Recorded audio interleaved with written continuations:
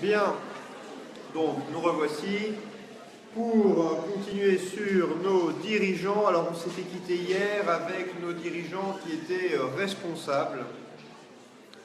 On avait évoqué la responsabilité civile des dirigeants vis-à-vis de la société, la responsabilité civile vis-à-vis des associés ou des actionnaires, et on avait dit qu'on allait aborder la question de leur responsabilité civile vis-à-vis des tiers. Donc, responsabilité civile vis-à-vis des tiers, comment ça se passe? Est-ce que si vous êtes dirigeant et que vous commettez des fautes dans vos fonctions de dirigeant, est-ce que vous êtes responsable? On pourrait très bien se dire que, par principe, bien sûr que vous êtes responsable, puisque vous êtes responsable, comme l'est tout un chacun, article 1240, anciennement 1382 du Code civil, si vous commettez des fautes et que ces fautes causent un préjudice au tiers, eh bien, vous engagez votre responsabilité comme tout citoyen normal. Et puis, ça c'est la solution qu'on déduirait du droit commun. Et d'ailleurs, quand vous lisez les textes du droit des sociétés, enfin, la solution du droit commun, article 1240, quand vous lisez, c'est pas et d'ailleurs, c'est lié à la solution du droit commun. Quand vous lisez les textes du droit des sociétés, donc le droit cette fois-là spécial, ils ne sont pas, ces textes, ils ne dérogent pas à cette solution, parce que quand on vous dit que le dirigeant, ce qu'on a vu hier pour les sociétés anonymes, avec, c'était l'article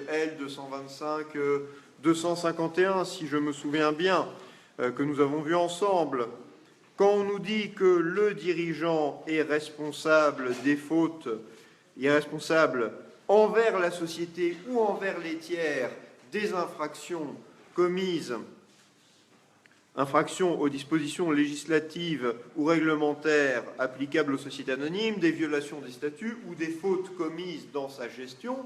Quand on vous dit ça, responsable à l'égard de la société ou à l'égard des tiers, eh bien, on comprend qu'il est responsable de ses fautes à l'égard des tiers. Et ça, c'est la solution du droit commun, et les textes de droit spécial ne la contredisent pas. Si ce n'est que la jurisprudence a retenu une solution différente. La jurisprudence a retenu une solution différente parce qu'elle considère, elle prend en compte le fait que le dirigeant de société est un organe de la société. Si vous êtes un mandataire du Code civil, vous n'êtes pas un organe. Si vous êtes un mandataire du Code civil et que vous commettez des fautes dans vos fonctions, par exemple, lors de la conclusion d'un contrat, vous allez donner de fausses informations à la personne avec qui le contrat est signé. Vous êtes en train de commettre une faute que vous commettez personnellement. Je ne parle pas du fait que ça affecte la validité du contrat, je parle de votre responsabilité à vous. On vous demande, mais est-ce que vous êtes bien sûr que le contrat, l'entreprise que nous achetons a telle et telle caractéristique? Vous répondez sans savoir, ah bah oui, j'en suis sûr, j'ai vérifié. C'est faux, mais vous aimez bien avoir l'air sûr de vous, que personne ne conteste ce que vous dites, donc vous dites n'importe quoi, et vous causez du coup un préjudice à l'autre partie. Je ne parle pas des questions, encore une fois, de nullité du contrat, il y a peut-être une erreur qui affecte le consentement de l'autre partie, je ne parle pas de ça. Je parle de votre responsabilité à vous. Si vous êtes juste un mandataire, vous êtes un mandataire, mais vous êtes une personne physique, un sujet de droit et d'obligation, et vous engagez votre responsabilité. Vous avez commis une faute en racontant n'importe quoi au tiers. Vous avez peut-être...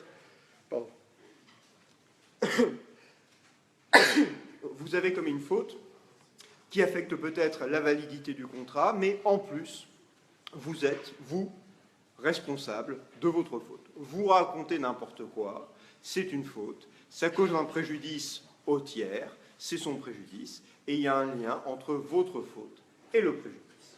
Donc vous engagez votre responsabilité personnelle. Alors vous pourrez dire, mais moi je n'étais là que pour rendre service à l'un de mes amis qui m'avait demandé d'être son représentant. Vous pourrez dire ça, et peut-être qu'un juge dira, c'est vrai, le pauvre. Alors certes, il raconte n'importe quoi, mais en même temps, il voulait rendre service, et puis il a été impressionné, on lui a posé une question, il s'est dit, ah mais je vais avoir l'air ridicule si je ne sais pas quoi répondre. Bon, peut-être. Mais au regard de la responsabilité civile, c'est vrai que le mandataire qui agit à titre gratuit, on a un texte qui nous dit qu'il faut apprécier sa responsabilité avec plus d'indulgence que le mandataire rémunéré, mais quand même, on est responsable de sa faute. Bien.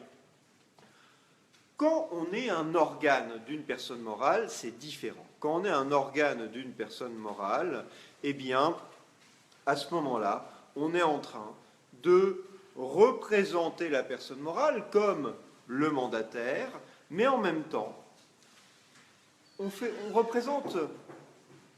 est encore plus près, on est la personne morale. Et du coup, quand on est la personne morale, finalement, les fautes qu'on commet, dans une certaine mesure, ce sont les fautes de la personne morale.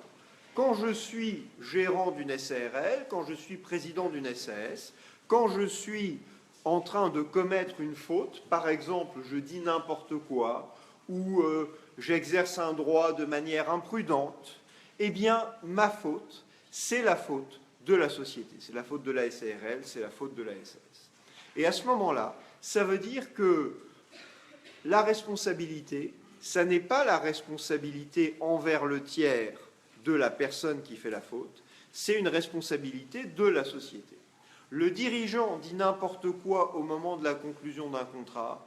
Si c'est une faute qui est rattachable à ses fonctions, on va voir cela tout de suite. Et il y a une question qui est posée par un de mes collègues, qui est Jean-Christophe Pagnucco, sur laquelle je reviens juste après.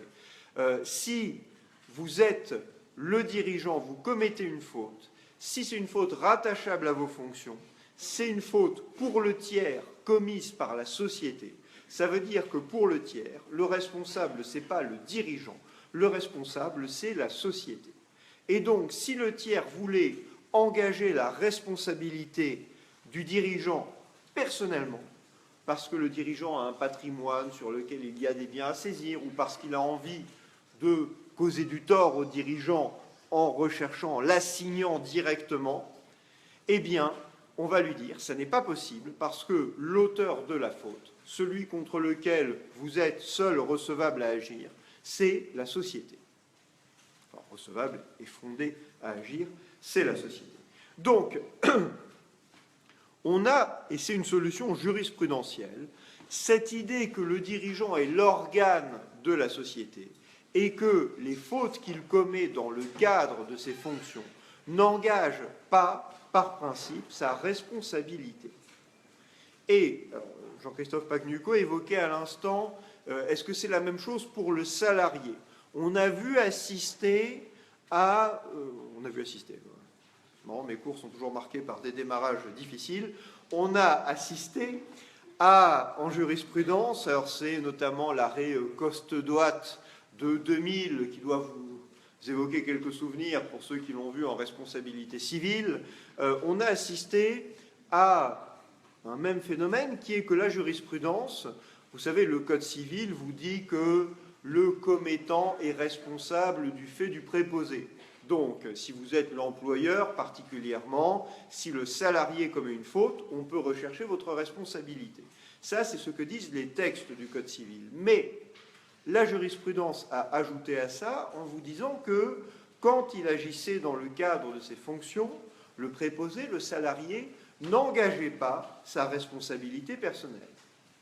Eh bien, cette solution, on peut dire qu'elle est inspirée de la solution que la Cour de cassation avait retenue avant cela, puisqu'on avait un arrêt en 93, un arrêt en 2000 pour le préposé, mais on avait de la jurisprudence avant cela pour les organes des personnes morales.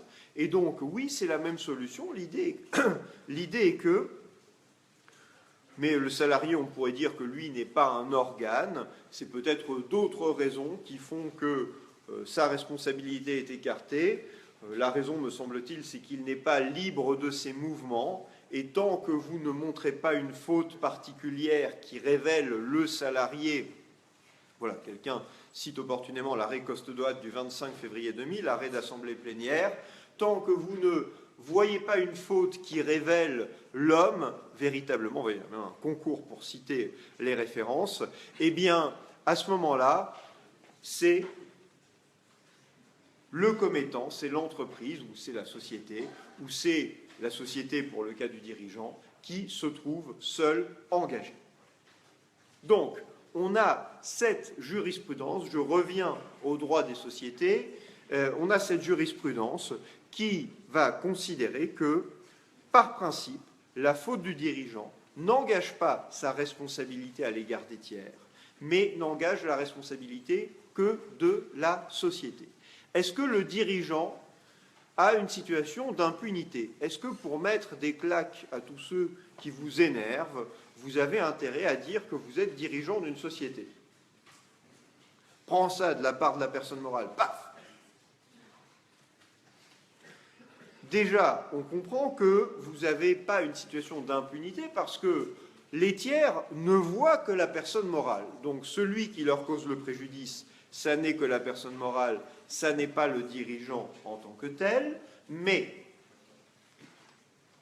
la société ayant été condamnée suite à une action du tiers en responsabilité, puisqu'elle a commis une faute, elle va se retourner contre son dirigeant et va lui dire « Qu'est-ce que tu m'as fait ? Pourquoi est-ce que vous avez, monsieur le président, commis une faute qui fait que maintenant, eh bien, un tiers nous a fait condamner, nous, société, la société a été condamnée à indemniser le tiers, eh bien, cette indemnisation, nous considérons, nous, société, que c'est la faute du dirigeant. Du coup, si le dirigeant commet des fautes dans l'exercice de ses fonctions, peut-être qu'elles sont rattachables aux fonctions, mais même rattachables aux fonctions, ce sont des fautes. Donc, elles montrent une mauvaise gestion de la part du dirigeant. Et à ce moment-là, la société va pouvoir engager sa responsabilité. Donc, pas d'impunité. Impunité à l'égard des tiers, oui. Enfin, impunité, on dit plutôt immunité. À l'égard des tiers, oui. Mais déjà, immunité qui est limitée par le fait que la société va pouvoir reprocher aux dirigeants les fautes qui la conduisent à devoir indemniser les tiers. Première chose. Et puis, deuxième chose, certains d'entre vous l'indiquent déjà, la faute, effectivement, lorsqu'elle est détachable des fonctions, elle va engager la responsabilité personnelle du dirigeant. Donc la faute détachable des fonctions va engager la responsabilité personnelle du dirigeant. La jurisprudence ne l'a pas dit très clairement, immédiatement. C'est-à-dire que dans les années 1970, on voit commencer à se dessiner l'idée que toutes les fautes ne vont pas engager la responsabilité personnelle du dirigeant. Années 80-90, vous avez de la jurisprudence qui considère que le dirigeant n'est pas responsable de sa faute lorsqu'il n'a pas commis une faute personnelle. Donc le dirigeant n'est pas responsable de sa faute lorsqu'il n'a pas commis une faute personnelle. La société exécute mal un de ses contrats. C'est une faute contractuelle de la société, mais est-ce que ça ne serait pas des fois une faute personnelle du dirigeant qui laisse la société ne pas exécuter correctement son contrat? La jurisprudence vous dit qu'il faut identifier une faute personnelle du dirigeant. Et puis, 2003, on a un arrêt important, arrêt du 20 mai 2003. Vous avez une dame qui est gérante d'une société. Elle est gérante d'une SARL et elle fait quelque chose que font pas mal d'entreprises. Elle mobilise les créances. Alors, qu'est-ce que c'est mobiliser les créances? Il faut l'expliquer un petit peu. On appelle ça l'escompte aussi, ou on parle aussi d'affacturage. L'idée, c'est que si vous êtes une entreprise, vous avez des clients, et en pratique, vous avez tendance à leur accorder des délais pour payer. 1 mois, 2 mois, 3 mois. Donc vous avez pas mal de factures entre vos mains, et ces factures, eh bien, il faut attendre 1 mois, 2 mois, 3 mois pour pouvoir aller voir les clients pour leur demander de payer leurs factures. Les entreprises peuvent avoir besoin de l'argent qui correspond aux factures plus rapidement. Et puis, elles n'ont pas forcément envie de prendre en main elles-mêmes leur recouvrement. Et voilà pourquoi il y a des sociétés qui rendent un double service, puisque les sociétés se chargent d'aller demander le paiement aux clients. Alors, elles le font en respectant le droit, idéalement. Voilà. Mais donc, c'est des sociétés de recouvrement qui vont à la fois effectuer le recouvrement matériel, les relances, l'encaissement, etc.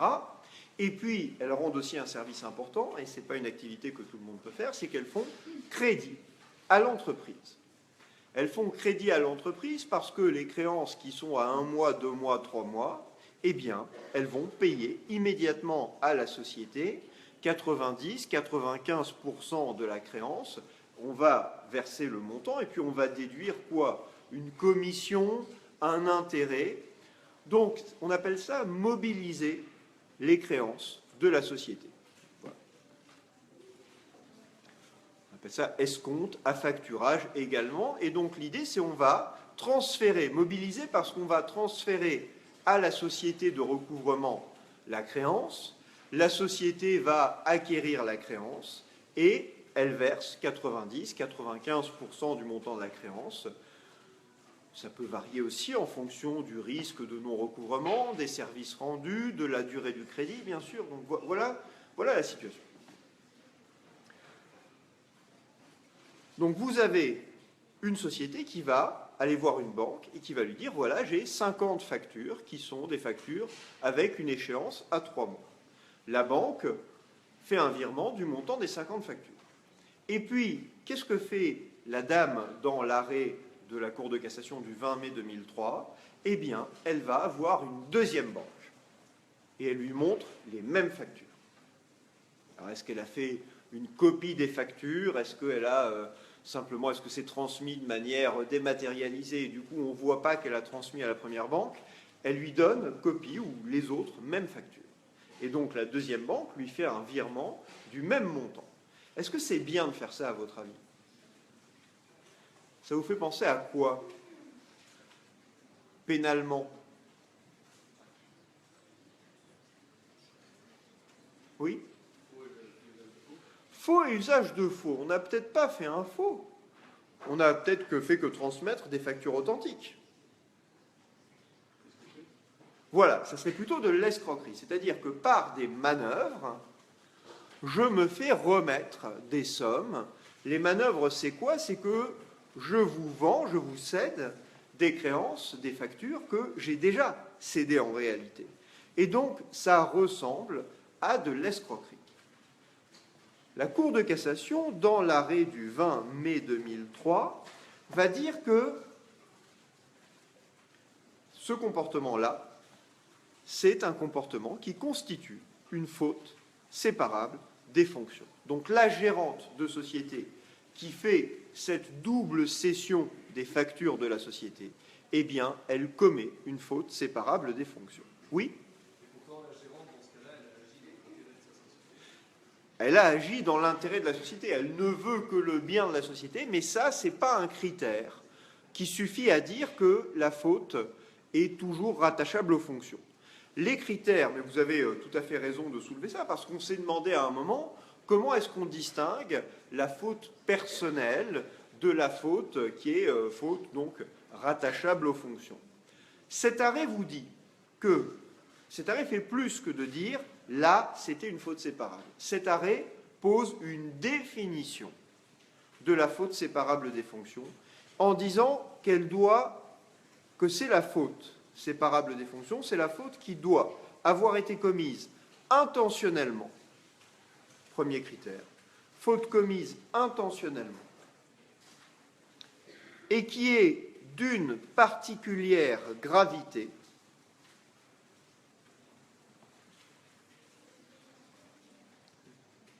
Troisième condition, incompatible avec l'exercice normal des fonctions sociales.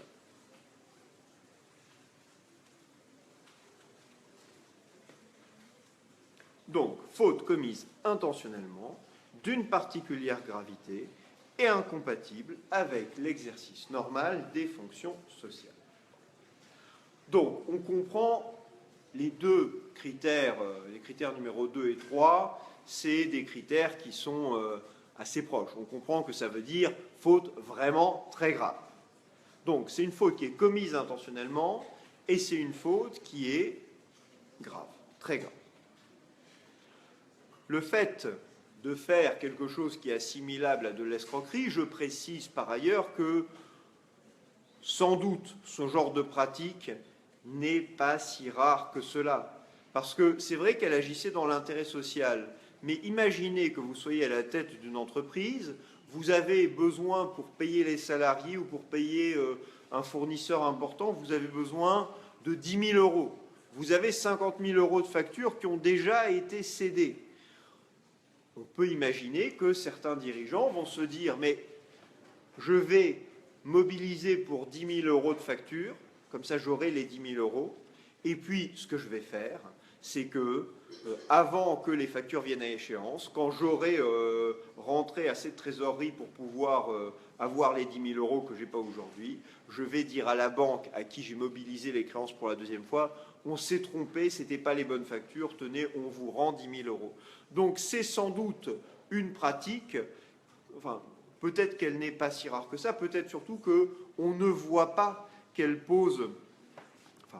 Elle peut très bien être invisible, si vous voulez, parce que si vous allez dire à une banque « on s'est trompé sur les factures, on vous rend les 10 000 euros », la banque va dire « bon, ben, c'est bon, il n'y a pas eu de problème particulier ». Là où il y a un problème, c'est quand la deuxième banque va aller voir les clients dont le nom est indiqué sur les factures en leur disant « merci de payer la facture » et qu'ils vont dire « mais non, on a déjà payé à BNP Paribas, par exemple ». Donc, voilà, il n'empêche que c'est un comportement que la Cour de cassation qualifie de faute séparable des fonctions. Et avec cet arrêt du 20 mai 2003, elle va nous donner ces trois critères, qui n'en sont en réalité que deux, faute commise intentionnellement et d'une particulière gravité. Bien. C'est poser la question de savoir quelles étaient les fautes séparables des fonctions. Parce qu'on a une définition, mais c'est une définition qui est... qui après doit être précisée. Donc on a eu quelques précisions sur ce qu'étaient ces fautes particulières. Le fait de faire des actes de contrefaçon, par exemple, ça constitue une faute séparable des fonctions. Le fait de tromper intentionnellement les tiers sur la solvabilité de la société, ça constitue une faute séparable des fonctions. Mais, par exemple, le fait d'agir avec une certaine inertie. Le dirigeant, votre contrat n'est pas exécuté par la société, mais c'est parce que le dirigeant s'en fiche, il ne se préoccupe pas de vous, peut-être même qu'il vous dit « non mais vous ne m'intéressez pas de toutes les manières ». Donc l'inertie du dirigeant, en revanche, ça n'est pas une faute séparable des fonctions. Quand les faits commis par le dirigeant sont susceptibles d'une qualification pénale, est-ce que, automatiquement, on a une faute séparable des fonctions? La Chambre commerciale de la Cour de cassation a dit, par un important arrêt du 28 septembre 2010, donc Chambre commerciale, 28 septembre 2010, que l'infraction pénale intentionnelle constituait toujours une faute séparable des fonctions.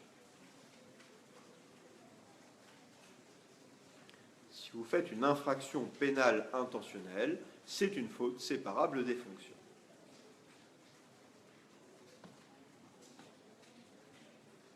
Là où on a eu une interrogation, et la jurisprudence a mis un peu plus de temps à fixer sa position, c'était non pas les infractions d'imprudence, parce que ça, on comprend qu'il manque le commis intentionnellement.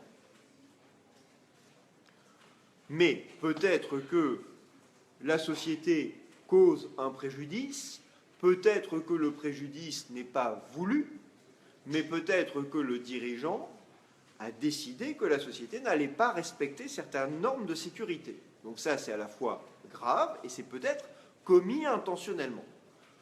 Ce n'est pas le dirigeant qui cause le préjudice intentionnellement, mais il commet peut-être intentionnellement des fautes. Mais une infraction pénale non intentionnelle, ce n'est pas automatiquement une faute séparable. Là où on s'est plus s'interroger, c'est sur une infraction particulière qui a donné lieu à une série de décisions. Cette infraction particulière, c'est le défaut d'assurance obligatoire lorsqu'il est sanctionné pénalement.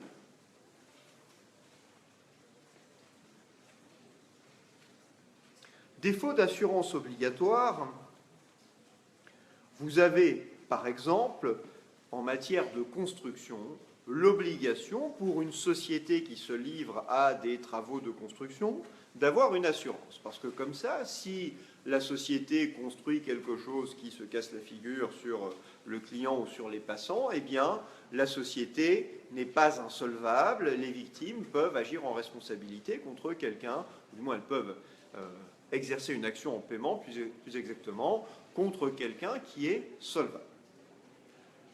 Voilà pourquoi vous avez le législateur qui attache de l'importance au fait que les constructeurs soient assurés et qui va vous dire que si vous n'êtes pas assuré, alors que c'est obligatoire de l'être, eh bien, vous commettez une infraction et vous avez des peines d'emprisonnement et d'amende pour ceux qui commettent cette infraction.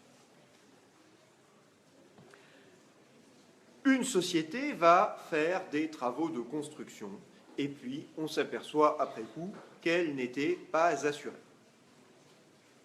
Est-ce que le fait que la société n'ait pas été assurée, est-ce que cela constitue une faute détachable de la part du dirigeant? Le fait d'avoir laissé la société intervenir sans assurance.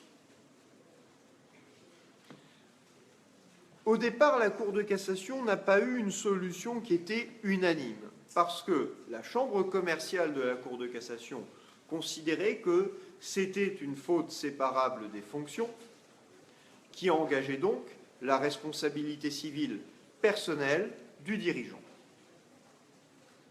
C'est ce que disait la chambre commerciale dans un arrêt du 4 juillet 2006. Mais la troisième chambre civile, chambre compétente en matière de droit de la construction notamment, vous disait, elle, que c'était une faute qui était rattachable aux fonctions. Donc, commercial 4 juillet 2006, faute séparable des fonctions. Civil 3e, et l'arrêt était un peu antérieur, 4 janvier 2006, faute rattachable aux fonctions. Ça voulait dire que, pour la 3e civile, le dirigeant avait commis une infraction en laissant travailler sa société sans assurance, mais le préjudice qui était causé par l'infraction, c'était un préjudice qui n'était pas réparable par le dirigeant, puisque sa faute étant rattachable à ses fonctions, c'était la société qui a engagé sa responsabilité. Est-ce que c'est clair, cette opposition entre la commerciale et la 3e chambre civile?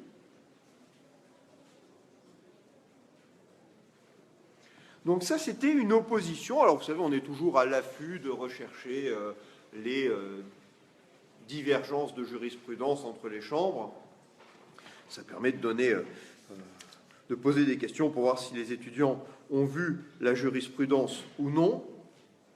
Et puis, la 3e civile a changé de position. Elle l'a fait de manière progressive. Un premier arrêt du 11 janvier 2012 a considéré que le dirigeant qui faisait travailler sa société sans assurance avait commis une faute détachable de ses fonctions. Donc, civil 3e, 11 janvier 2012, le dirigeant qui fait travailler sa société sans assurance obligatoire a commis une faute séparable de ses fonctions, mais dans l'arrêt de 2012, la situation était particulière parce que là, le dirigeant avait en réalité commis d'autres fautes en même temps. Du coup, on nous disait qu'il avait commis une faute séparable des fonctions, mais on ne savait pas si le seul défaut d'assurance était suffisant. Et puis, revirement de la 3e civile, 10 ans plus tard, arrêt de la 3e civile du 10 mars 2016, arrêt apparaître au bulletin, enfin 10 ans plus tard, la première position, voilà, bon, ce n'est pas un arrêt de 2022. Oh, ces étudiants sont du pointillisme, vous allez être étudiant en droit, vous. Bon, bref, donc, après mes blagues pas drôles qui vont me faire lyncher en direct, donc, 10 ans après avoir exprimé cette position, merci de m'aider à clarifier mon cours, la 3e civile, donc par un arrêt du 10 mars 2016, s'aligne sur la chambre commerciale en considérant que le défaut de souscription d'une assurance obligatoire est bien une faute séparable des fonctions. Donc, civile 3e, 10 mars 2016, apparaître au bulletin, le défaut de souscription d'une assurance obligatoire, pénalement sanctionné, est bien une faute séparable des fonctions. Pourquoi est-ce qu'on a eu un doute? Eh bien parce que on peut hésiter sur le point de savoir si c'est vraiment une infraction pénale intentionnelle que de travailler sans une assurance obligatoire. C'est moins intentionnel que lorsque je vous prends votre bien, ou lorsque je vous frappe, ou lorsque j'exerce sur vous différents sévices. Voilà. Donc on a eu un doute là-dessus, et c'est manifestement une question qui se pose fréquemment que de vouloir engager la responsabilité personnelle du dirigeant lorsque la société a travaillé sans assurance obligatoire.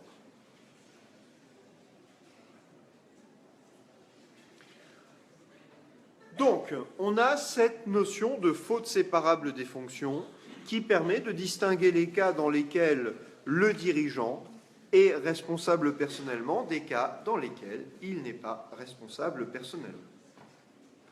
Sur la responsabilité à l'égard des tiers, j'aurai encore un propos pour vous dire que une responsabilité qui est fréquemment mise en œuvre, c'est la responsabilité du dirigeant en cas de faute de gestion ayant causé une insuffisance d'actifs. On en a déjà un peu parlé, ça concerne les sociétés qui sont en liquidation judiciaire, donc les sociétés qui sont en faillite.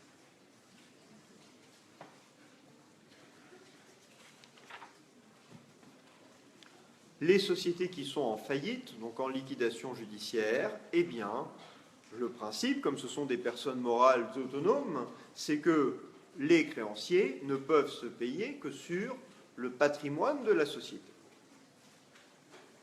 Après, ils ont peut-être des recours parce qu'il y a des associés qui sont garants des dettes sociales, parce qu'il y a des cautions. Mais le principe, c'est que la liquidation judiciaire ne permet aux créanciers que de se payer sur le patrimoine de la société.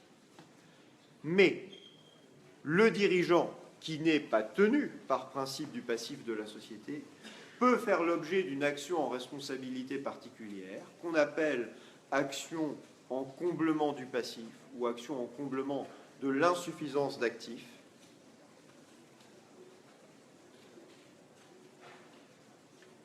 qui permet, lorsque le dirigeant a commis une faute de gestion qui est à l'origine de l'insuffisance d'actifs, eh bien de mettre à sa charge tout ou partie de cette insuffisance d'actifs.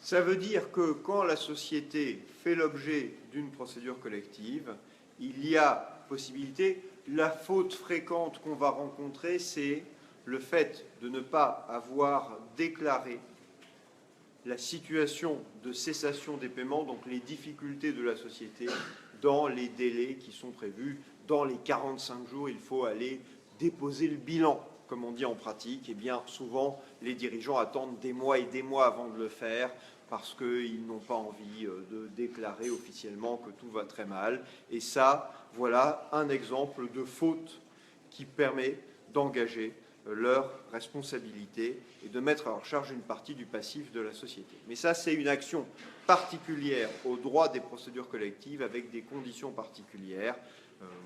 des conditions de mise en œuvre particulières. Vous verrez ça l'année prochaine. Dernier point sur la responsabilité du dirigeant, dernier point qu'il faut évoquer, une pratique qui se développe, qui est un peu étonnante au vu de ce qu'on vient de voir, mais ça mérite quand même d'être mentionné, c'est la pratique pour les dirigeants de s'assurer. Donc c'est l'assurance de responsabilité du dirigeant. Pourquoi je dis que c'est étonnant? Parce que si je suis dirigeant, pour que les tiers viennent m'embêter et viennent rechercher ma responsabilité, qu'est-ce que je dois avoir commis comme faute? Une faute qui est séparable, mais donc ça veut dire une faute qui est quoi en premier lieu? Une faute intentionnelle. Et vous verrez, vous avez déjà vu qu'en droit des assurances, en principe, vous n'assurez pas la faute intentionnelle. Si je cause des préjudices exprès, ce n'est pas quelque chose pour lequel une assurance peut me couvrir. Alors pour répondre à une question qui est posée, est-ce que les associés peuvent faire une action en comblement du passif ou est-ce que c'est réservé aux créanciers? C'est une action qui est réservée aux créanciers. Les associés, s'ils se plaignent de la mauvaise gestion du dirigeant, ils agissent contre lui par une action en responsabilité en disant qu'il a causé un préjudice à la société ou directement à eux s'ils ont un préjudice propre. Mais l'idée, c'est bien que l'action au comblement du passif, elle ne profite qu'aux créanciers. Maintenant, si vous êtes associé et en même temps créancier, parce que vous avez prêté de l'argent en compte courant à la société, vous allez bénéficier de l'action en comblement du passif. Quand les organes de la procédure vont agir, vont exercer cette action, vous allez, si elle est retenue par le tribunal de la procédure, eh bien, vous allez profiter des sommes qui vont être prises du patrimoine du dirigeant pour être versées dans le patrimoine de la société. Mais donc, l'assurance, j'y reviens, du dirigeant, l'assurance du dirigeant, c'est quelque chose qui peut sembler ne pas faire sens. À quoi sert une assurance si elle ne protège que contre les fautes non intentionnelles? Et pour ces fautes, on me dit qu'elles sont rattachables aux fonctions et que les tiers ne peuvent pas rechercher la responsabilité du dirigeant. Bon, c'est un peu curieux. Maintenant, on peut se dire que ce type d'assurance, il va sans doute prendre en charge les frais de justice, même si les tiers ne peuvent pas au final me faire condamner. On peut penser que cette assurance, elle a au moins pour mérite et pour utilité de prendre en charge les frais de justice du dirigeant, même si au final on lui dit que c'était une faute rattachable aux fonctions et que le tiers n'avait pas les moyens d'agir contre lui, eh bien peut-être que le dirigeant a dû avancer les frais de justice ou peut-être qu'une partie des frais de justice va rester à sa charge. Bon, voilà. Pour ça, effectivement, l'assurance doit avoir une utilité. Elle peut sans doute avoir d'autres utilités. Peut-être qu'il y a une zone de faute voilà, qui sont quand même assurables ou des infractions particulières, des fautes qui seraient des fautes finalement qu'on considère comme des fautes. Il y a cette idée qui est, on distingue entre fautes rattachables, fautes séparables. Mais peut-être que le dirigeant commet aussi des fautes qui ne sont pas intentionnelles, mais qui sont des fautes personnelles d'imprudence. Ce n'est pas intentionnel, mais on n'arrive pas à dire que c'est des fautes commises dans les fonctions de dirigeant. Je ne sais pas s'il blesse quelqu'un avec son véhicule personnel en revenant du siège social, ce n'est pas une faute intentionnelle, mais en même temps, ce n'est pas une faute qui est rattachable aux fonctions, peut-être. Et donc, dans ce cas-là, l'assurance pourra avoir une utilité. Mais voilà, je ne fais que soumettre cela à votre sagacité ou à celle des universitaires que je vois assister en ce moment à notre cours, y compris de loin. Bien, donc ça c'était grand A sur la responsabilité civile du dirigeant. Grand B, la responsabilité pénale du dirigeant. On va être relativement rapide là-dessus. Quelques observations sur le délit principal, le délit le plus important en termes de nombre de poursuites et aussi parce qu'il est le plus facile à mettre en œuvre pour un dirigeant, c'est bien sûr l'abus de biens sociaux, donc le fameux ABS. L'abus de biens sociaux, c'est quoi? C'est une infraction spéciale qui n'est prévue que pour certaines sociétés, mais qui est prévue pour toutes les SARL et les sociétés par action. Pour les sociétés par action, c'est l'article L242-6, troisièmement du Code de commerce.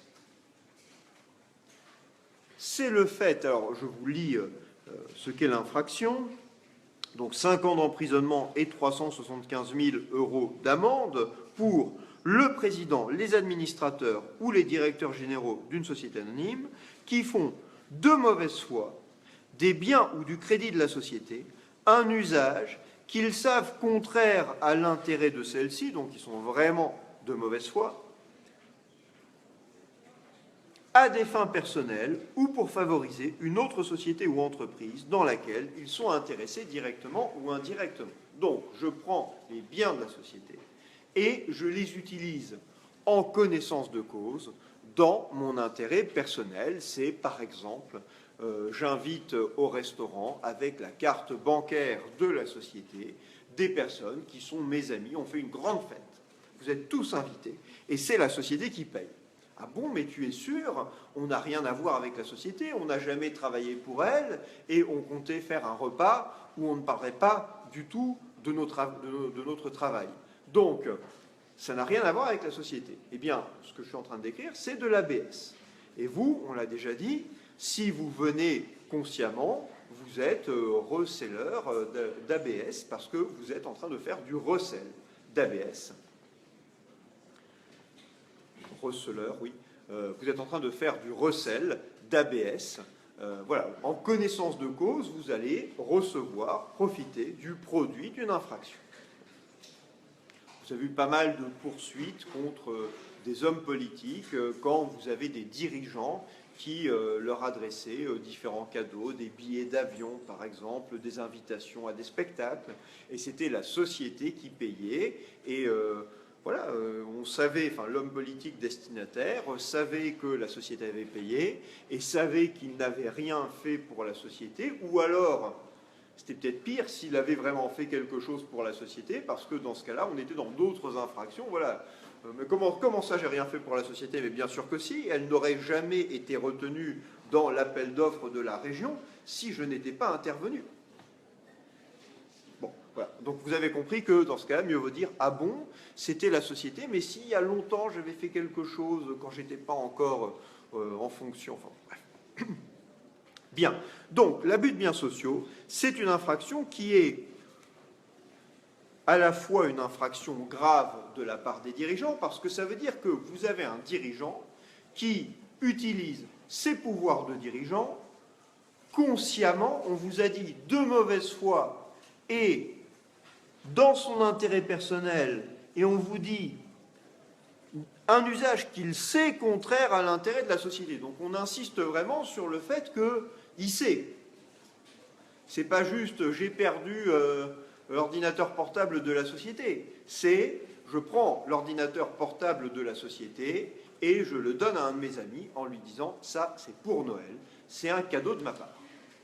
Mais il y a marqué en gros société machin, et ben tant pis, t'effaces tout, mais ils vont pas, ça va pas poser un problème, mais on dira qu'il est dans un bureau, t'inquiète pas, ils en ont tellement. Bon, voilà. Donc ça, c'est de l'abus de biens sociaux, le dirigeant sait, et pourquoi est-ce que c'est une infraction importante? Parce que c'est une infraction à la fois dans laquelle il y a une vraie intention de commettre le délit, c'est pas juste...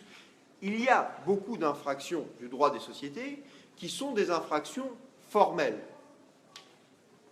On peut en regarder quelques-unes au fil des textes. Par exemple, on vous dit, dans la partie du Code de commerce, dans laquelle vous avez des infractions pénales qui concernent les sociétés, vous avez l'infraction d'ABS qu'on vient de voir. Mais vous avez beaucoup d'infractions qui sont des infractions qui sont réalisés par le fait de ne pas accomplir tel ou tel acte à un moment donné. On vous dit par exemple, est puni d'une amende de 9 000 € le fait pour les dirigeants d'une société anonyme de ne pas, pour chaque exercice, dresser l'inventaire et établir des comptes annuels et un rapport de gestion. On peut se dire, c'est moins grave que de piquer dans la caisse, là c'est juste, on n'a pas fait des actes particuliers qui nous étaient demandés. Au passage, on nous dit de ne pas pour chaque exercice, mais on ne nous dit pas à quelle date il faut l'avoir fait, du moins on ne nous le dit pas dans le texte pénal. Mais regardez par exemple, on vous dit article après L242-9 est puni d'un emprisonnement de 2 ans et d'une amende de 9 000 € le fait d'empêcher un actionnaire de participer à une assemblée d'actionnaires. Comment est-ce qu'on fait pour empêcher un actionnaire de participer à une assemblée d'actionnaires? On ne le convoque pas. Mais on se dit quand même, c'est dur, ou on le convoque à une mauvaise adresse. 2 ans de prison parce qu'on s'est trompé dans le numéro de la rue. Maintenant, très bonne idée que je donne à vous tous, qui voulez sortir plus souvent le soir. Vous achetez des actions de société. Vous trouvez le jour de l'assemblée. Alors, c'est vrai que les assemblées, c'est rarement le soir. Mais, imaginons une société où vous faites votre société, où vos amis font une société anonyme. Moi-même, je pourrais créer une société anonyme à cette fin. Son objet, c'est quoi? C'est organiser des événements festifs et on fait des assemblées régulièrement. Donc on fait des assemblées le soir, alors pas au siège social, on fait des assemblées dans différents établissements, voilà, dans quelques boîtes de nuit diverses, et donc on fait notre assemblée, donc régulièrement vous recevez, mais voilà une belle idée, vous recevez régulièrement des convocations pour l'assemblée qui se tiendra, voilà, je vous laisse mettre là le nom de votre boîte de nuit préférée, l'assemblée, alors on vous envoie, il n'y a pas beaucoup d'informations qui accompagnent, il y a un dress code, il y a éventuellement... voilà, quelques indications sur qui animera l'Assemblée générale, j'allais dire la soirée, non, l'Assemblée. Donc voilà, vous êtes convoqué à l'Assemblée. Et donc, vous allez voir vos parents en disant « Papa, maman, je sors, il me faudra un peu d'argent et les clés de la voiture, s'il vous plaît. » Ah non, non, non, attends, t'es en pleine année universitaire, tu vas me réviser ton droit des sociétés. Eh bien, justement, relisez un peu l'article L242-9. Vous voulez m'empêcher, à moi, actionnaire, de participer à une Assemblée ? Voulez-vous que je vous dénonce? 2 ans d'emprisonnement, 9 000 € d'amende, certes, mais 2 ans de prison. Ça me peinerait de plus vous voir, papa et maman. Donc, grâce à l'article L242-9, qui n'a pas encore été abrogé à l'heure où je vous parle, voilà une merveilleuse idée.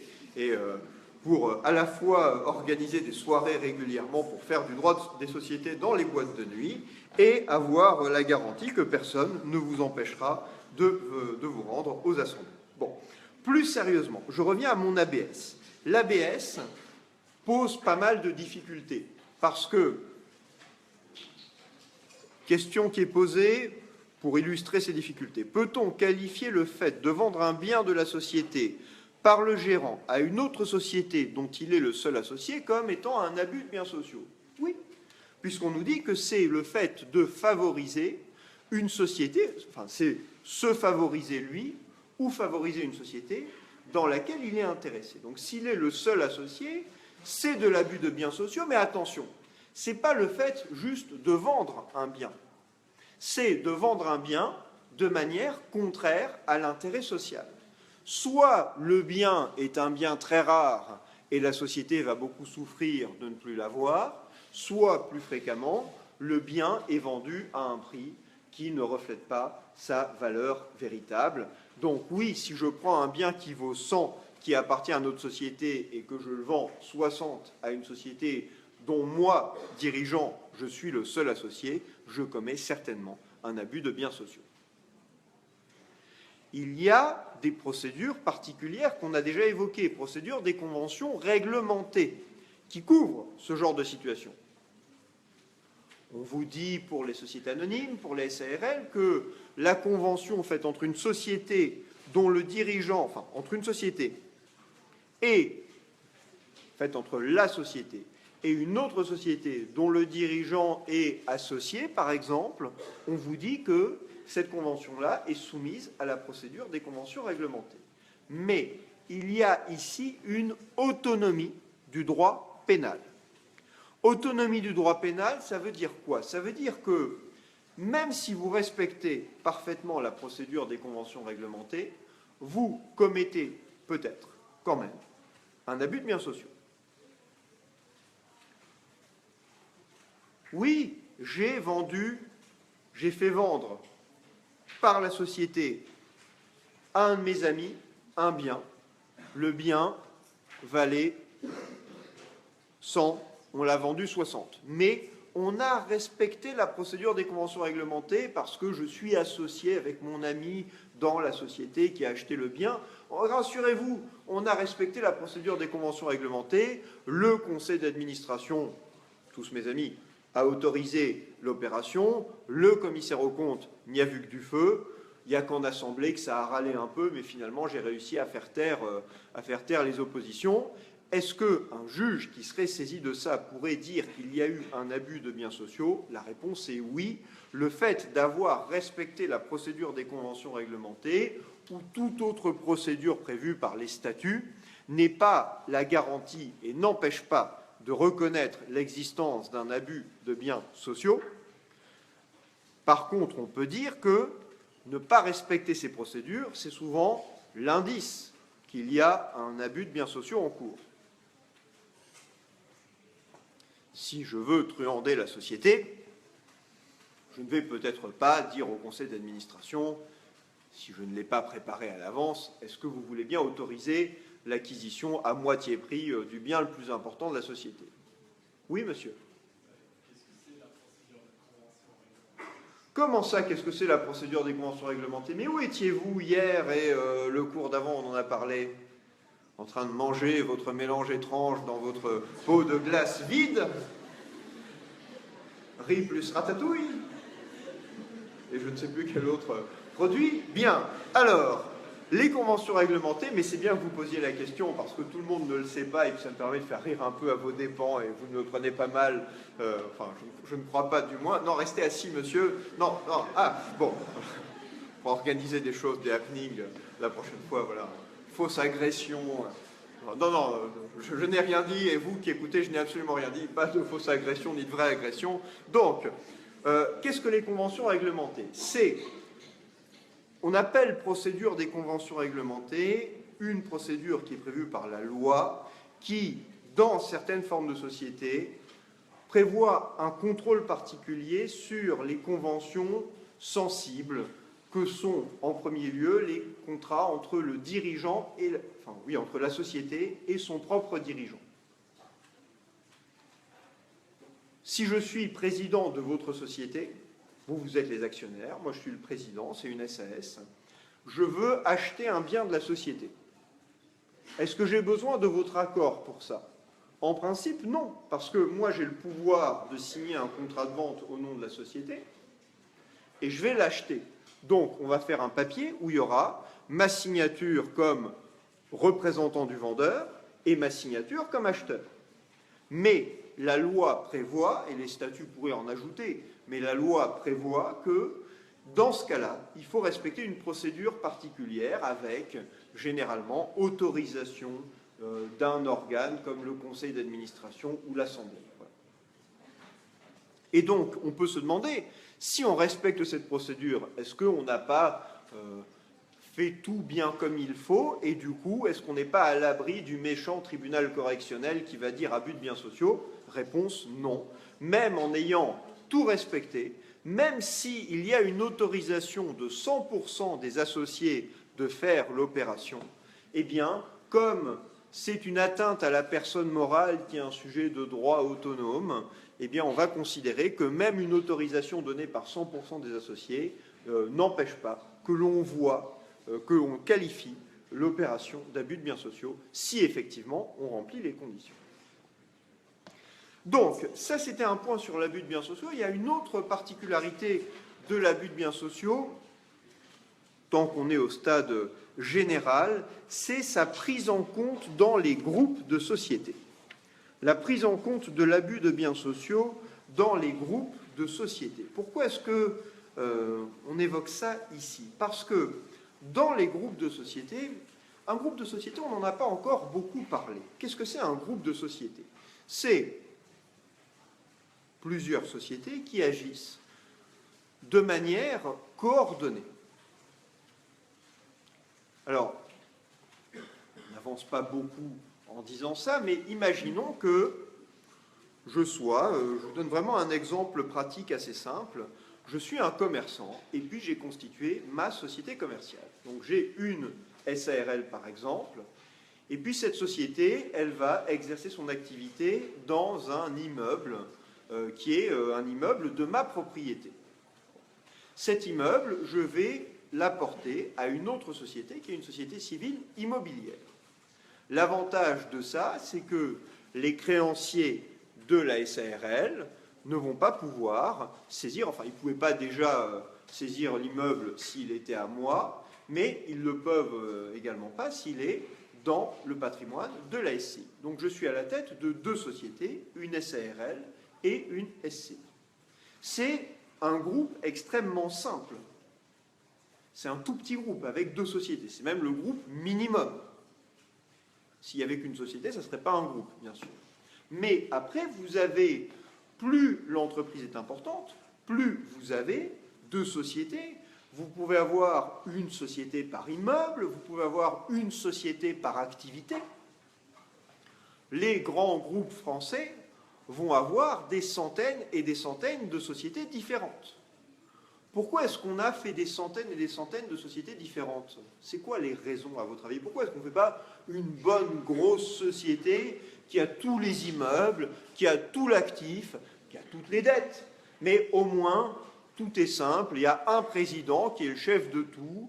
Quand on est salarié de la société. Et voilà, il y a une seule société, point barre. Pourquoi est-ce qu'on s'embête à faire une société pour l'activité automobile, une société pour les camions, et puis pour le crédit aux gens qui achètent des automobiles de notre groupe, encore une société à part?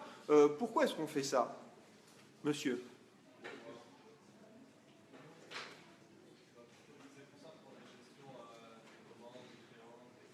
Alors, effectivement, on simplifie la gestion. Ça peut sembler étrange de dire qu'en multipliant les sociétés, on simplifie la gestion, mais effectivement, alors quelqu'un dit aussi sur la page Facebook, éviter les problèmes relatifs à l'objet social.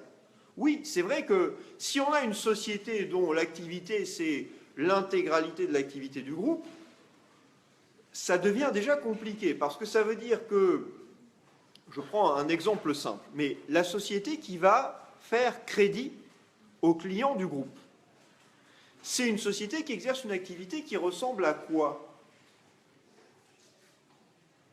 Comment vous la qualifiez, cette activité? Elle prête de l'argent aux consommateurs. Ça ressemble à quoi? Oui, c'est une activité qu'on peut dire activité de banque. Cette activité, elle suppose des autorisations particulières, elle suppose d'avoir des fonds propres d'un certain montant, elle suppose que les dirigeants présentent des qualités particulières. Est-ce qu'on veut que ces conditions-là soient appliquées à l'ensemble de notre activité et que le dirigeant de l'ensemble de la structure doive respecter toutes les conditions qui sont posées aux dirigeants d'une société qui a une activité de crédit? Réponse non, et donc pour simplifier, on va loger les différentes activités dans des sociétés qui vont être autonomes. Gros avantage aussi, quelqu'un l'a déjà souligné, ça évite également que les créanciers d'une activité puissent aller se payer sur les actifs qui sont liés à d'autres activités. Si je veux avoir la propriété de l'immeuble dans lequel on exerce l'activité, je n'ai pas envie que l'immeuble soit dans la société qui est débitrice des fournisseurs. Oui, monsieur? Pardon? Le thème du paragraphe, c'est que je suis en train de parler, mais vous faites bien de me rappeler à l'ordre, je vais parler de la prise en compte du groupe de sociétés en matière d'abus de biens sociaux. Et comme on n'a pas encore évoqué la notion de groupe de société, je suis obligé de vous présenter la notion de groupe de société. Donc c'est un paragraphe qui s'appelle le groupe de société. Bon. Donc, oui, parfois je me laisse emporter. Bon. Donc, disais-je, le groupe de société, c'est cette structure-là qu'on vient de décrire. C'est un ensemble de sociétés qui agissent ensemble. OK ? Plusieurs sociétés qui agissent ensemble. Ces sociétés, si on leur applique la notion d'abus de biens sociaux, est-ce qu'il n'y a pas un risque que, très souvent, on considère qu'il y a des abus de biens sociaux qui sont commis? J'ai pris l'exemple du groupe avec deux sociétés. J'ai ma SARL et j'ai ma société civile immobilière. Donc j'ai deux sociétés, c'est tout simple. La SARL, elle loue l'immeuble qui est de propriété de la société civile immobilière. Tous les mois, la SARL, elle paye des loyers à la société civile immobilière. Donc elles ont fait entre elles un contrat de bail. On peut faire ça. Oui ? Même si on a le même dirigeant ? On peut faire ça, mais il faut peut-être respecter la procédure des conventions réglementées. Mais on peut faire ça. Imaginons que ce mois-ci, la SARL, ses affaires vont très mal. Elle n'a pas de quoi payer le loyer. La société civile immobilière dit « Bon, c'est pas grave si tu n'as pas de quoi payer le loyer, hein, tu me le paieras le mois prochain. Et puis, si le mois prochain non plus, c'est pas grave, tu me le paieras le mois d'après. Et puis, allez, après tout, on est sœurs, donc on ne va pas se faire des histoires d'argent entre nous. Tu ne payes plus de loyer. » On peut se dire, après tout, c'est pas, enfin, économiquement, c'est une seule et même personne qui a fondé les deux sociétés. Elle pourrait très bien n'avoir fait qu'une seule société, et puis elle pourrait très bien décider que finalement, elle va dissoudre les deux sociétés et puis récupérer. Comme elle est associée unique des deux sociétés, on peut se dire, c'est pas grave, après tout, elle pourra récupérer tout à la fin, donc elle gère son argent comme elle l'entend. Être associé unique d'une société ou être propriétaire en direct de ses biens, c'est la même chose. Et en réalité, non, ce n'est pas la même chose. Ce n'est pas la même chose parce que quand vous avez créé une société, vous avez fait apparaître une personne morale avec son intérêt social, son intérêt propre, et si le dirigeant d'une société commence à faire des actes qui sont contraires à l'intérêt de la société pour favoriser une société dans laquelle il a un intérêt personnel, eh bien à ce moment-là, il va commettre un abus de biens sociaux ou pour les sociétés pour lesquelles il n'y a pas l'infraction spéciale comme la société civile, l'équivalent, mais avec seulement 3 ans de prison, qui est l'abus de confiance, qui est un autre délit, mais un délit qui est dans le code pénal, qui n'est pas dans le code de commerce. L'abus de biens sociaux, c'est une forme spéciale d'abus de confiance. L'abus de confiance, c'est un délit dans lequel on me remet un bien et je ne le rends pas ou je l'utilise pour d'autres choses que celles pour lesquelles on m'avait remis le bien. Et donc, pourquoi je vous parle du groupe de société? Parce que le groupe de société peut susciter de nombreuses situations où une société du groupe va aider une autre société du groupe, et ça va être qualifié d'abus de confiance. Parce que qu'est-ce qu'il doit faire dans mon exemple, le dirigeant des deux sociétés? La SARL n'a pas de quoi payer son loyer. Est-ce qu'il est obligé de faire tout de suite partir une mise en demeure de la SCI à la SARL qui lui dit « Eh oh, vous ne payez pas votre loyer, je vous mets en demeure de le payer, vous allez devoir payer des pénalités, des intérêts de retard, et moi je résilie votre bail si jamais vous ne me payez pas ». Alors, comme il est dirigeant des deux, en plus, il s'envoie les lettres à lui-même. Voilà, il va poster le lendemain. Ah, qu'est-ce que c'est une lettre? Mon Dieu, c'est le bailleur. Qu'est-ce qu'il écrit? Voilà, là, on va être mis dehors. Oh, c'est pas possible. Vite, il faut que je réponde. Bon, bref, on peut imaginer ça, mais voilà, si on n'a rien à faire, on peut s'écrire des lettres à soi-même. Mais officiellement, c'est pas la même personne qui écrit. N'y a-t-il pas conflit d'intérêt pour le dirigeant des deux sociétés? Ben si, il y a conflit d'intérêt, mais en même temps, il a créé les deux sociétés, il les a fondées, il est associé des deux. Qu'est-ce qu'il doit faire? C'est vrai que l'intérêt de la SCI, c'est de voir son loyer payé. L'intérêt de la SARL, c'est sans doute de survivre, de ne pas perdre son bail, et ça serait bien que le bailleur lui donne un délai pour payer le loyer qu'elle n'arrive pas à payer. Comment on s'en sort?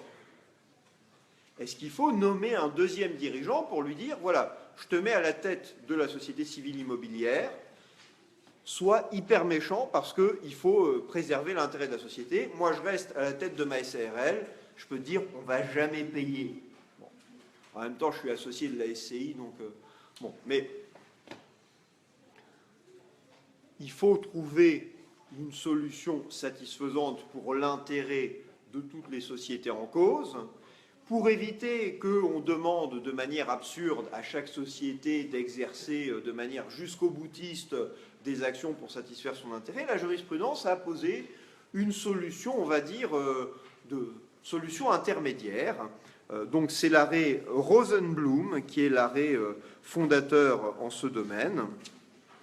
C'est un arrêt de la Chambre criminelle du 4 février 1985.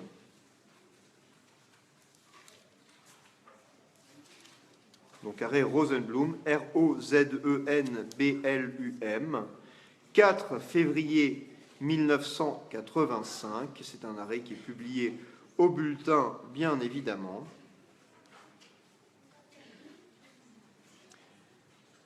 Cet arrêt va poser les conditions pour qu'une opération, c'est une opération de crédit,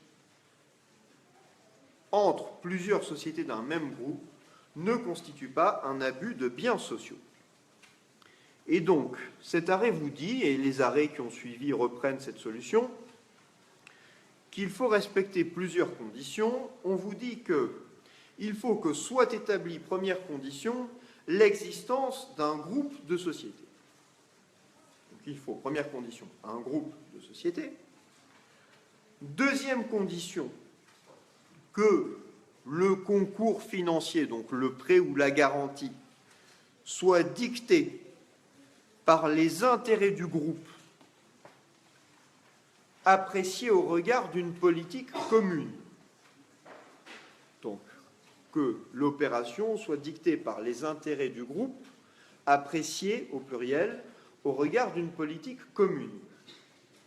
Ce n'est pas juste on est sympa entre sociétés du même groupe, il faut expliquer que dans le groupe, on accorde un crédit pour un certain délai aux sociétés qui ne peuvent pas payer, mais on a prévu que si elles ne payent pas à une certaine date, alors telle et telle mesure sont mises en œuvre.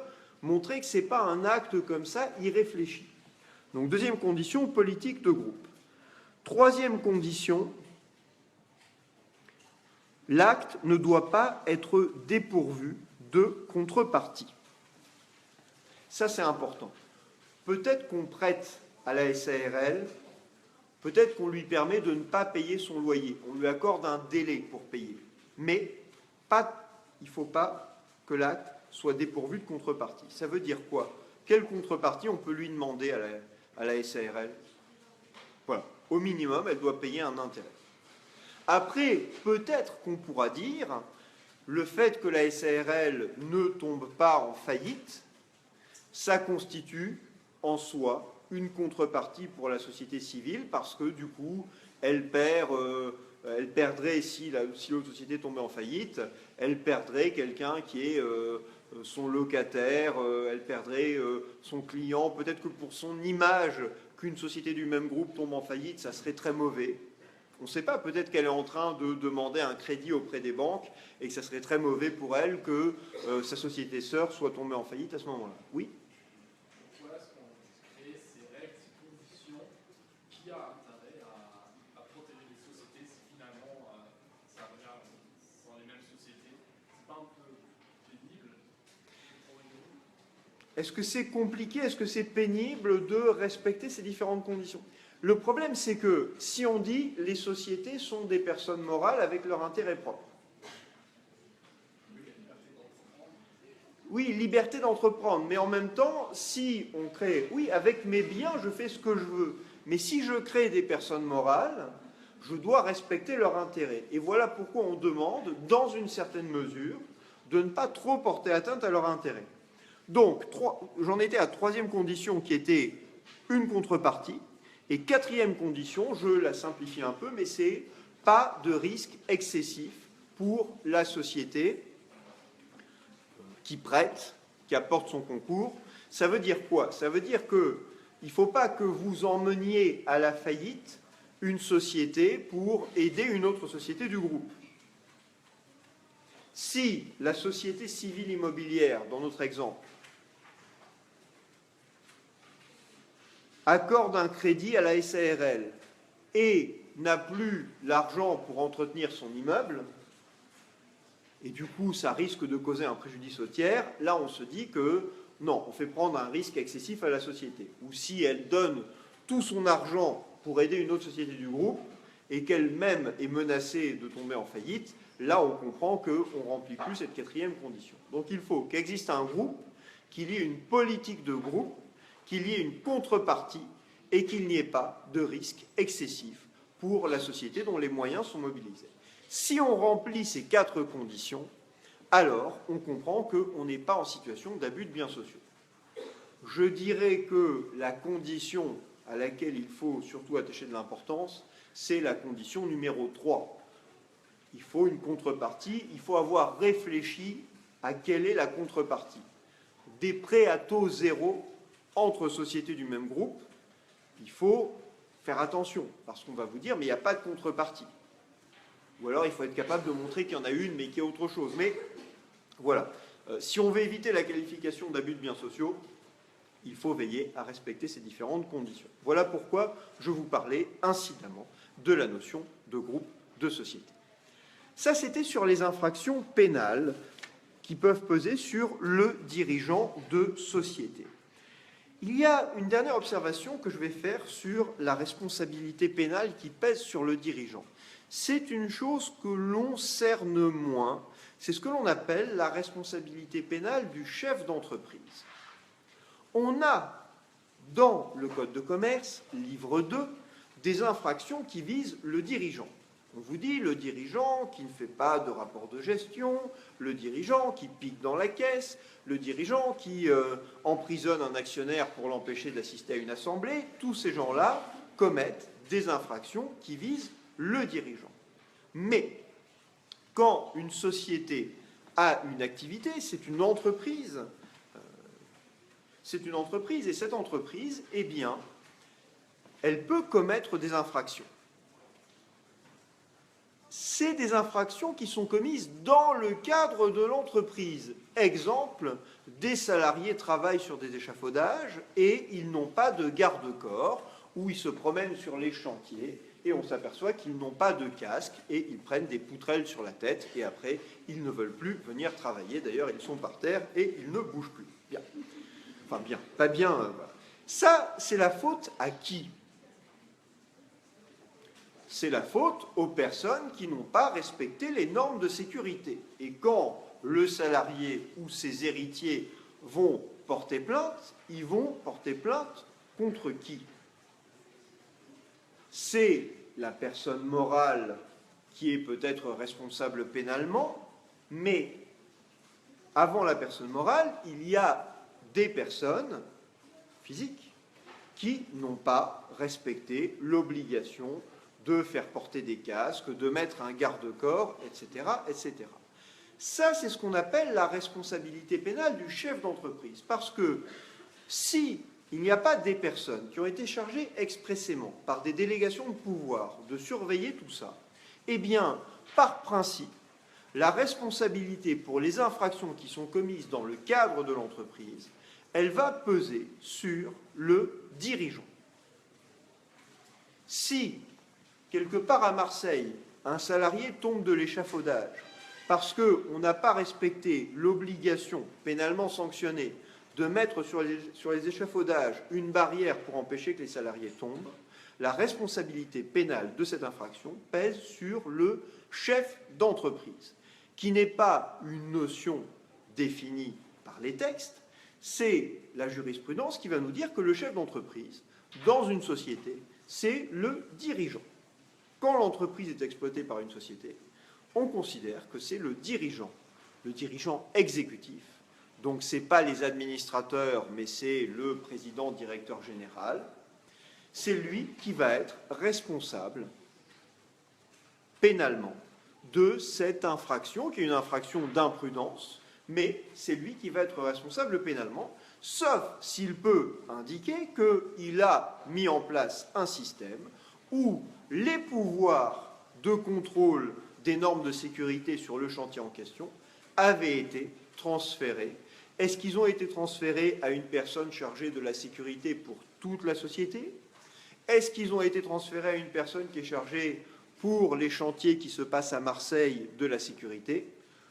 On verra, mais il faut qu'il puisse montrer que les pouvoirs de faire en sorte que les garde-corps soient mis, pouvoirs qui n'ont pas été utilisés, eh bien que ce n'est pas sa faute si ces pouvoirs n'ont pas été utilisés correctement, parce qu'il avait donné pouvoir, délégation à quelqu'un d'autre de le faire. Et effectivement, ce sont, pour répondre à une question qui est donnée, c'est aux préposés, donc c'est généralement aux salariés de l'entreprise ou du groupe qu'on va donner ces délégations de pouvoir. Et si on peut montrer qu'on a donné délégation de pouvoir à des personnes qui avaient l'autorité et la compétence pour exercer ces pouvoirs, alors on a aussi délégué la responsabilité pénale du chef d'entreprise.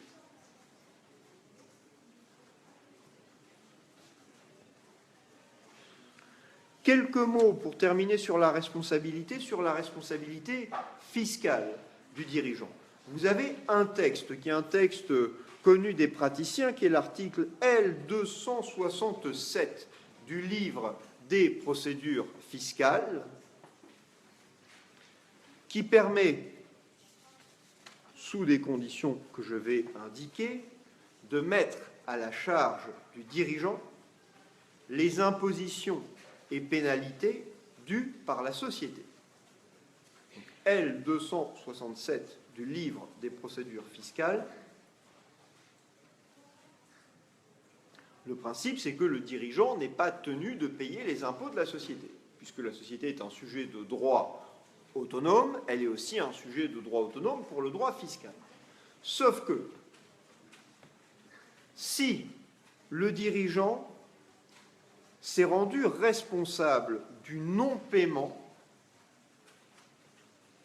L267 LPF, si le dirigeant s'est rendu responsable du non-paiement de ses impôts, des non-déclarations qui entraînent non-paiement des impôts par la société, à ce moment-là, s'il s'est rendu responsable donc de ce non-paiement, soit par des manœuvres frauduleuses,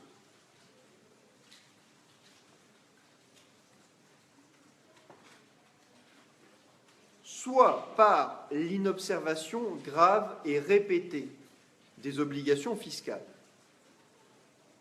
C'est pas j'ai oublié de déclarer une fois, c'est je déclare jamais. Parce que moi, la paperasse, ça me fatigue, et même ça me fait peur, je suis malade, mais je suis quand même dirigeant. Mais quand je vois une feuille avec marqué administration fiscale ou trésor public, je fais voilà. Donc, soit manœuvre frauduleuse, soit inobservation grave et répétée des obligations fiscales, alors, dans cette situation, on va pouvoir mettre, c'est une décision de justice, va pouvoir, c'est une décision du président du tribunal de grande instance, va pouvoir déclarer le dirigeant solidairement responsable des impositions et pénalités dues par la société.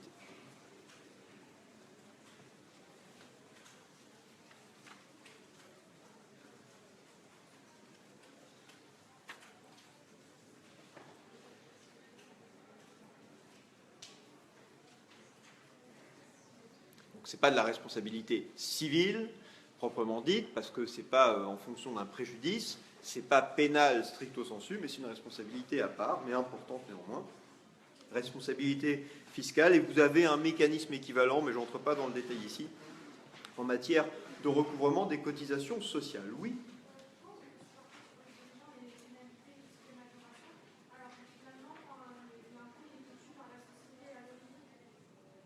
Ben, l'impôt, il est dû par la société à l'origine, mais celui qui est en mesure de faire payer la société, c'est le dirigeant.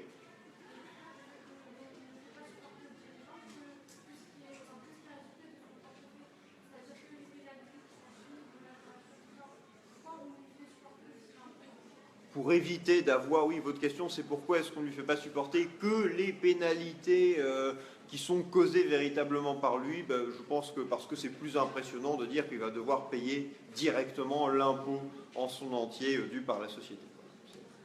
Pour une mesure, on va dire, d'incitation fiscale. Bien, on aborde la section 5 qui est consacrée donc dans notre étude de la situation du dirigeant. On a vu son statut, sa nomination, on a vu sa rémunération, ses pouvoirs, obligations et responsabilités. Et on passe donc à une section 5 consacrée à la cessation. On va commencer au moins cette section consacrée à la cessation de ses fonctions. Quand est-ce qu'un dirigeant s'arrête de diriger? Il y a des cas qui ne posent pas de problème. Par exemple, le dirigeant mort. Monsieur le dirigeant, qu'est-ce qu'on fait? Il est ouvert, mais en même temps, il n'a pas bougé de son bureau depuis 3 jours. Bon. Là, on comprend que le dirigeant a cessé ses fonctions. Bien. Mais il y a des cas un peu plus compliqués. Il y a essentiellement 2 cas qui posent problème. Il y a un autre cas assez simple, c'est l'arrivée du terme, c'est-à-dire j'ai été nommé pour être dirigeant pendant 6 ans. Quand mon mandat arrive à expiration, est-ce que je suis encore dirigeant? Réponse non. Mais on peut se demander si on n'a pas l'obligation, si la société n'a pas l'obligation de m'entendre, si elle ne veut pas renouveler mes fonctions pour savoir si, pour quelles raisons je devrais continuer à être dirigeant. Bon. Mais sur le cas de cessation des fonctions, le non-renouvellement, ça intervient, l'arrivée du terme, ça intervient automatiquement. Les 2 cas qui posent problème, voilà, certains d'entre vous ont déjà défloré le sujet, c'est démission et surtout révocation. Donc démission et révocation. Révocation, elle est encadrée par quelques textes. Démission, elle ne l'est pas. Donc démission, finalement, on a assez peu de choses. On a quelques arrêts qui vont aborder cette question. Si je suis le dirigeant de votre société, est-ce que je peux dire que j'ai encore 3 ans de mandat social à faire, mais moi, vous savez, c'est dur de diriger la société, il y a trop d'assemblées, c'est histoire de dividendes à distribuer, les salariés, ils sont insupportables, vous, là, passez votre temps à me poser des questions écrites, moi, j'en peux plus, je démissionne. Et là, à plusieurs centaines en même temps à l'Assemblée, vous me dites « Bon, ben, tant pis, alors je ne démissionne pas. » Est-ce que j'ai besoin de votre accord pour démissionner? Par principe, non. C'est la jurisprudence qui a donné cette solution. Alors, avant de voir la jurisprudence du droit des sociétés, on pourrait se dire, si le mandat social ressemble à un mandat, comment ça se passe dans le Code civil pour le mandataire qui est quelqu'un qui fait un contrat pour rendre service? Dans le Code civil, comme c'est un contrat qui est en plus fondé sur la confiance, si le mandataire ne se sent plus d'exercer le mandat, la règle c'est qu'il peut démissionner. Donc, normalement, le mandataire social, s'il s'inspire du statut du mandataire, doit pouvoir démissionner. Et la jurisprudence, c'est particulièrement un arrêt de la Cour de cassation du 22 février 2005, qui est rendu en matière de SARL, mais l'arrêt mérite d'être étendu et ces termes laissent entendre qu'on peut transposer sa solution aux autres sociétés. L'arrêt vous dit que la démission du dirigeant est un acte juridique unilatéral.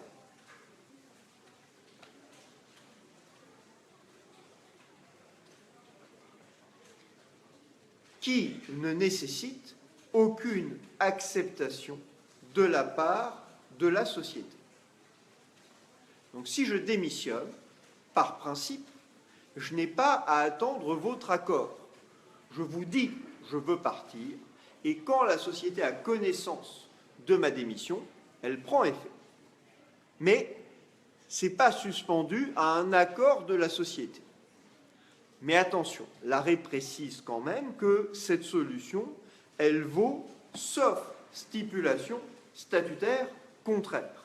Donc on pourrait avoir dit dans les statuts que le dirigeant qui est nommé pour 6 ans, on est dans une nouvelle section, j'ai annoncé section 5, que le dirigeant qui est nommé, voilà, par télépathie, j'ai les questions qui m'arrivent, que le dirigeant qui est nommé pour 6 ans, s'il veut partir au bout de 3 ans, si les statuts n'ont rien dit, il dit « je pars », il démissionne. Quand la société en a connaissance, eh bien, la démission prend effet. Ça n'exclut pas que s'il part à un très très mauvais moment, il puisse engager sa responsabilité, mais il a le droit de partir. Mais s'il part juste la veille du jour où il faut signer un acte très important, il va peut-être causer un préjudice et engager sa responsabilité. Mais le principe, c'est ça. Les statuts pourraient dire, attention, quand vous êtes nommé dirigeant pour une durée de 6 ans, par exemple, si vous voulez démissionner avant les 6 ans, il faut peut-être, les statuts pourraient dire, il faut obtenir l'accord de l'Assemblée dans sa majorité pour que la démission soit effective. Ou, ça pourrait indiquer aussi, la démission ne peut prendre effet qu'après un préavis de 3 mois. Donc, quand je dis « je pars », il faut peut-être attendre 3 mois pour que je puisse vraiment partir. Mais si on n'a rien dit, le dirigeant a le droit de démissionner et c'est un acte juridique unilatéral, donc ça ne nécessite pas l'accord de la société. Et l'arrêt de 2005, donc chambre commerciale 22 février 2005, l'arrêt précisait aussi que la démission ne pouvait pas, parce que c'est un acte juridique unilatéral, la démission ne peut pas faire l'objet d'une rétractation. Mais on a envie de préciser, là encore, sauf disposition statutaire contraire.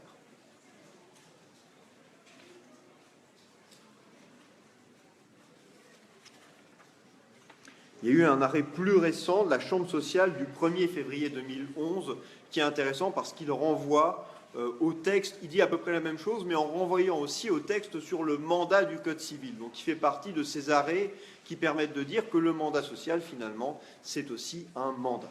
Voilà, on arrête là pour le moment et donc on continuera la prochaine fois en abordant, c'est un paragraphe 2 dans cette section 5, la révocation. Oui. Pardon. Le dernier arrêt, c'était Chambre sociale, 1er février 2011.